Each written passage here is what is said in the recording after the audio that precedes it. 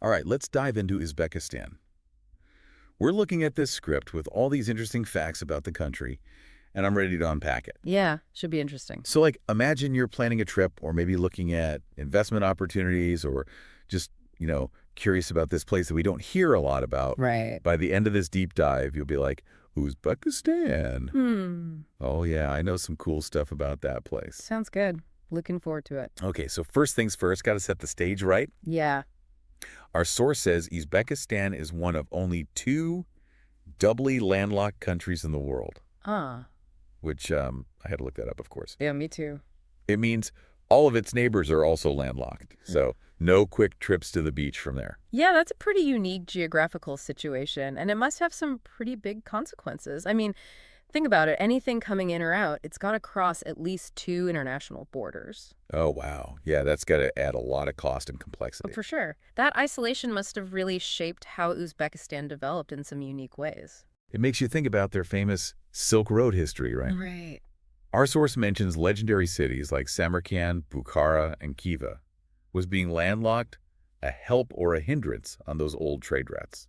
That's a great question. You'd think no direct sea access, that's a disadvantage. Yeah. But actually, in the context of the Silk Road, it kind of made Uzbekistan super important, like a crucial hub. How so? Well, merchants, they had to pass through these cities, and that led to this incredible fusion of cultures and ideas. So it wasn't just a pit stop, it was like the main event. Exactly. Our source mentions stunning mosques, intricate tile work.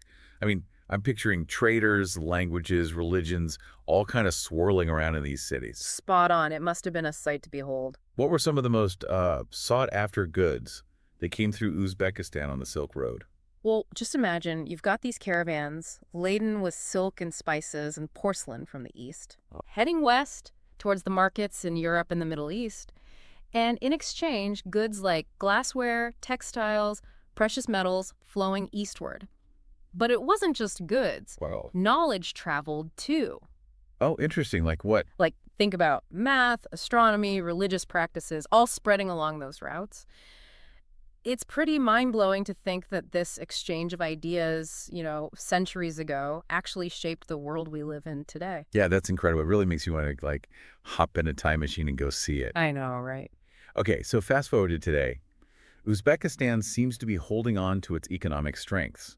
Our source mentions they're a top producer of both cotton and gold. Yep.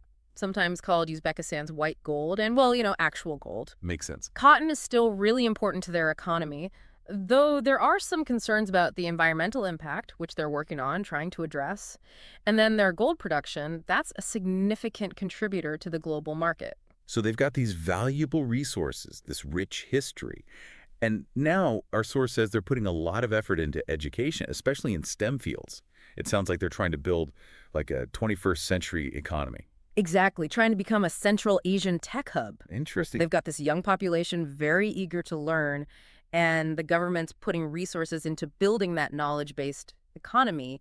It's a fascinating transition to watch unfold. It makes you wonder, can they pull it off? I mean, going from cotton fields to coding boot camps, that's quite a leap. What sort of challenges do you think they're facing in making that shift? It's the big question, isn't it? I mean, they're going up against these, really established tech hubs worldwide. Right. And attracting investment, attracting talent, that's going to be key. Yeah, tough competition. It'll be interesting to see how they leverage their unique position in history to carve out their niche in the tech world. Speaking of unique, our source mentions the diverse linguistic landscape of Uzbekistan. Uzbek is the official language, but you've got Russian and Tajik in the mix, too. It's a real mix. It must make for some interesting conversations. It does. It's a testament to their history as, this cultural crossroads. Think about all the layers of influence. Turkic languages, the Russian Empire, Persian connections. It's created a complex social fabric. And understanding those nuances, that's really crucial for anyone wanting to do business there, build relationships. It reminds me of how geographically diverse Uzbekistan is as well. Our source describes this amazing contrast. From the vast Kizilkum Desert to the Tian Shan Mountains. It's quite a range, isn't it? Deserts and snow-capped peaks in the same country. Yeah. That's got to be incredible visually. It is. And it's not just about looks. That varied geography, it influences everything: ecosystems, agriculture, even how communities are formed. Okay. Imagine the difference in daily life between, say, a nomadic herder in the desert and a farmer in the fertile Fergana Valley. Oh, yeah. Huge difference. It's like a microcosm of the diversity you find throughout Uzbekistan. So it's like the geography is almost a metaphor for the country itself, this incredible mix of contrasts and influences. And what's fascinating is, despite all those contrasts, our source emphasizes this unifying force of hospitality in Uzbek culture. Yeah, hospitality is deeply ingrained in their Oh, traditions. absolutely. Guests are treated with immense respect and generosity. They have a saying, a guest is a gift from God. Imagine that, being welcomed into someone's home, not as a stranger, but as, like, a blessing. That's really beautiful. Okay, so now I'm picturing myself sitting on like a colorful rug, sipping tea, being treated like royalty. It sounds like an experience that really challenges, our Western ideas of hospitality. Sure. What are some of the unique customs or rituals associated with welcoming guests in Uzbekistan? Well, one custom that stands out is the practice of naan, offering bread and salt to guests. It's a symbol of welcome and hospitality. Simple gesture, but it really speaks volumes about their cultural values. You'll also often find that meals are shared communally, everyone gathered around a low table called a dastarkan. I love that. It's about that connection, the Yeah. sharing, not just the food itself. Now, I'm curious about one more thing our source mentions before we move on. They describe the Tashkent metro as an underground art gallery. Is this just a fancy way to describe a subway system, or is there something really special about it? Oh, it's way more than just a subway. Each station in the Tashkent metro is a work of art. It reflects different aspects of Uzbek history, their culture, even scientific achievements. Just imagine commuting surrounded by ornate mosaics, marble sculptures, grand chandeliers. It's a feast for the eyes. That sounds incredible. We got to dive deeper into that later. I'm already picturing the Instagram posts. Oh, for sure. The Tashkent metro is a must-see for any visitor to Uzbekistan. It's a real testament to their artistic heritage and a reminder that even everyday spaces can be transformed into works of art. Okay, I'm officially intrigued. But before we hop on the virtual metro, let's take a break and come back to explore some of these details even further. And we're back. Still thinking about all the stuff about Uzbekistan we've already uncovered. It's really a fascinating place. From those ancient trade routes to their plans for a tech future, who knew? Yeah, full of surprises. Before the break, we were about to hop on the Tashkent metro. You called it an underground art gallery. That's right. I've got to hear more about this. Okay, so picture this. You're walking down a busy street and you go underground, right? Yeah. And suddenly you're in this, like, grand, beautiful space. Whoa. The Tashkent Metro, they built it during the Soviet era, and each station is designed to tell a story. You see these intricate mosaics, marble sculptures, these huge chandeliers. It's pretty amazing. Wait, so it's not just pretty, it's like a history lesson too, even about the Soviet period. Oh, yeah, for sure. Some stations show off traditional Uzbek crafts, cultural things. Others have scenes from their literature, or they highlight scientific achievements. Wow. It's this, like, interesting blend of art and, well, propaganda, too, reflecting that time period and how complex it was. Each station's like a time capsule, Kind of, yeah. preserving a little piece of Uzbekistan's journey. Exactly. Okay, before we get too lost down there, I want to go back to something you said earlier about the challenges Uzbekistan's facing building up their tech sector. Right. It's a bold goal, no doubt. Yeah, they're up against some big players on the global stage. So attracting investment and talent, that's got to be huge. Absolutely crucial. And I think one of their biggest challenges is going to be moving past that legacy of a, centralized Soviet-style economy. You mean going from that top-down system to something more entrepreneurial? Yeah. It's something that really encourages innovation. It's about creating a whole culture of creativity and risk-taking. And that kind of thing takes time. It does? And they need to build a supportive environment for it to happen. Be interesting to see how they encourage startups and attract foreign investment in that area. Well, they've certainly got that history of being a crossroads for exchange and innovation. True. Think back to the Silk Road. It's in their DNA. Okay, I got to ask. What was the most surprising thing you learned while we were preparing for this deep dive? That's a good question. I think, honestly, it was just how much cotton they produce. It's massive. Yeah. One of the world's top producers, which at first sounds impressive, right? Yeah, totally. But then you start digging into, like, the environmental side of things, the water depletion, the pesticides, the impact on the Aral Sea. It really makes you think about sustainability and ethical practices in, global agriculture as a whole. Yeah, that's a heavy thought. It's a good reminder that economic progress, it could have a downside. And balancing growth with taking care of the environment, that's a tricky thing. It is. It is. And it's a problem that Uzbekistan, like a lot of countries, is wrestling with right now. They're trying out more sustainable farming, putting money into water conservation technologies, and looking for ways to diversify their economy so they're not so reliant on just cotton. It sounds like they're at least heading in the right direction. I think so. Okay, let's shift gears a bit. Lighten the mood. Our source kept mentioning Plov as Uzbekistan's national dish. It's like a symbol of their hospitality, apparently. For Definitely. those of us who've never had it, what is it exactly? Okay, imagine this. Fragrant, flavorful rice pilaf, Yum. cooked slow with tender meat, carrots, onions, a whole blend of spices. Seems delicious. It's a dish meant for sharing, often made in these huge cauldrons, for weddings, festivals, big celebrations. They even have a whole Plov center in Tashkent. What? A whole center for Plov. Yeah, where you can go and watch them make it. It's like a whole art form. Okay, I'm officially hungry. Me too. I'm imagining myself at one of those celebrations, surrounded by friendly people, sharing this amazing food. It's got to be more than just the taste, right? Yeah, you get it. Plov's more than just food. It's about their culture, their generosity, their whole culinary heritage. It's an experience. Absolutely. Speaking of their culture, let's talk about that incredible landscape. Deserts, mountains, those fertile valleys, even what's left of the Aral Sea. Yeah. How does all that variety affect their culture and traditions? Well, it's interesting. Think about the nomadic traditions of the Uzbek people, so connected to those wide open steppes and deserts. Yeah, makes sense. They've learned to adapt to these, sometimes really harsh environments, live in harmony with nature, and you see that reflected in their music, their art, even their hospitality. It's like the landscape shaped their culture just as much as it shaped the land itself. It did. I'm starting to see all these connections between their geography, history, and culture. It's all intertwined. Like peeling back the layers of, a really beautiful onion, I guess. Huh. That's one way to put it. What other connections have you noticed? Well, take their languages, for example. We talked about that earlier. Uzbek, Russian, Tajik, all spoken there. That's a direct result of their history as this crossroads of empires and trade routes. Right, right. Those languages tell a story of cultural exchange, sometimes conquest, and definitely assimilation. Wow. Makes you realize language isn't just about communication. It holds history, identity. Exactly. And in Uzbekistan, all those things, languages, traditions, landscapes, they all kind of crash together. They do. You really have to understand those nuances to appreciate their culture, how rich and complex it is. Couldn't have said it better myself. It's a reminder that travel isn't just about sightseeing.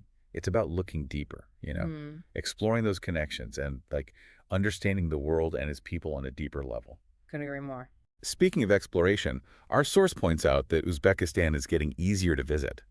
A lot of countries can now travel there visa-free. Yep. Big change. Seems like they're really putting out the welcome mat. They are. It's a smart move, really. Tourism has a lot of potential to boost their economy, and it gives them a chance to show off their culture and history to the whole world. They're putting money into infrastructure, restoring those amazing historical sites, making it easier to get a visa. It's clear they want to be a major tourist destination. It's making me think about the Silk Road again. For centuries, Uzbekistan was this vital connection between East and West. Then during Soviet times, things got a lot more closed off. Right. Now it feels like they're kind of reclaiming that position, being a global hub. But this time it's for tourism and cultural exchange. Yeah, exactly. And they're using their history, their location to their advantage, attracting travelers who are looking for something new, something off the beaten path. Okay, before we wrap things up, I've got to ask, what's one thing you think people often get wrong about Uzbekistan? I'd say it's that people think it's all about the Soviet past. Yeah. That's all there is to it. Right. While that period definitely had an impact, there's so much more to Uzbekistan. They've got this long, rich history and culture that goes way beyond those years. It's a place where ancient traditions still exist alongside modern ambitions. You can see the marks left by empires, but you also see a nation that's forging its own path. So it's a destination with a lot to offer all kinds of travelers. Oh, definitely. History buffs, adventure seekers, foodies, people who just want to experience a totally different culture. And our source mentioned how welcoming the people are. Guests are seen as a gift from God, apparently. It's true. They have this amazing tradition of hospitality. I think a lot of visitors are really surprised by how kind and open people are. Maybe experiencing that hospitality is the best thing you could take away from a trip to Uzbekistan. I think you might be right. It's the kind of thing that stays with you, changes your perspective, makes you see the world a little differently. Okay, I think we've given our listeners a lot to think about. Maybe even inspired a few people to learn more about Uzbekistan. I hope so. And as we always say here on the Deep Dive, the journey of discovery, it doesn't stop here. Nope. There's always more to uncover. Always something new to learn, to explore, to connect with. That's what makes it so exciting. So if you're feeling inspired, if you want to learn more about Uzbekistan, do it. Find new information, share what you learn with other people, Keep the conversation going. and who knows, maybe one day you'll find yourself sitting in a traditional Uzbek home, sipping tea, experiencing that legendary hospitality for yourself. Sounds like a great goal to me. Until then, keep exploring and keep diving deep. Welcome back to the Deep Dive. I feel like we've, only just scratched the surface of Uzbekistan. It's a place you could really spend a lifetime exploring. But even just scratching the surface, we've learned so much. I mean, the Tashkent metro, cotton production, trying to balance progress and tradition. It's a country of contrasts, that's for sure. Before we went away, we were talking about how much easier it's gotten to visit Uzbekistan with all those visa-free travel options. Seems like they're really making an effort to welcome the world, wouldn't you say? Yeah, definitely seems that way. And I think it's smart. Tourism could be huge for them economically. Plus, it's a way to show off their culture, all that incredible history, to a much bigger audience. For sure. They're putting money into infrastructure, fixing up historical sites, making it easier to get visas. I mean, it seems like they're really serious about becoming a top travel destination. It reminds me of the Silk Road again. For centuries, Uzbekistan was this vital crossroads, east meeting west. But then, during the Soviet era, things got more closed off. Right. Now it feels like they're reclaiming that role, being a global hub. But this time, it's for tourism and cultural exchange, not just trading goods. Yeah, I think that's a great observation. And they're using their history, their location to their advantage, trying to attract travelers who are looking for something different, not just the same old tourist traps. Exactly. Okay, before we wrap up, I have one more question. What do you think is the biggest misconception people have about Uzbekistan? What do people just get wrong? I'd say it's the idea that Uzbekistan is still stuck in its Soviet past. Oh, interesting. Like, that's all there is to the country. And yeah, that period definitely left its mark. But there's just so much more to Uzbekistan. A long, rich history and culture that goes way beyond those years. You see ancient traditions existing alongside modern ideas, the influence of empires, but also a nation that's, creating its own path forward. So something for everyone. Oh, yeah, absolutely. Whether you're into history, adventure, food, or just, experiencing a completely different way of life, Uzbekistan has something to offer. And on top of all that, our source mentioned how incredibly welcoming the people are. It said something about guests being considered a gift from God, which is, wow. Yeah, it's true. Uzbeks have a really strong tradition of hospitality. I think a lot of visitors are caught off guard by how kind and open people are. Maybe that's the most valuable thing you could take away from a trip there, that experience of being welcomed so warmly. I think you might be right. It's the kind of thing that stays with you long after you've left. Changes how you see the world. Well, I think we've given our listeners plenty to think about today. Maybe even sparked a few people's curiosity about Uzbekistan. I'd hope so. And like we always say here on the Deep Dive, this isn't the end of the journey. Nope. It's just the beginning. There's always something new to learn, something new to explore. Always new connections to make. And that's what makes it all so exciting. Exactly. So if you're feeling inspired, if you want to know more about Uzbekistan, go for it. Find some good books, articles, whatever, and share what you learn. Keep the conversation going. And hey, who knows? Maybe one day you'll find yourself in Uzbekistan, sitting in a traditional Uzbek home, sipping tea, experiencing that legendary hospitality firsthand. Sounds like a dream trip to me. Until then, keep exploring and keep diving deep.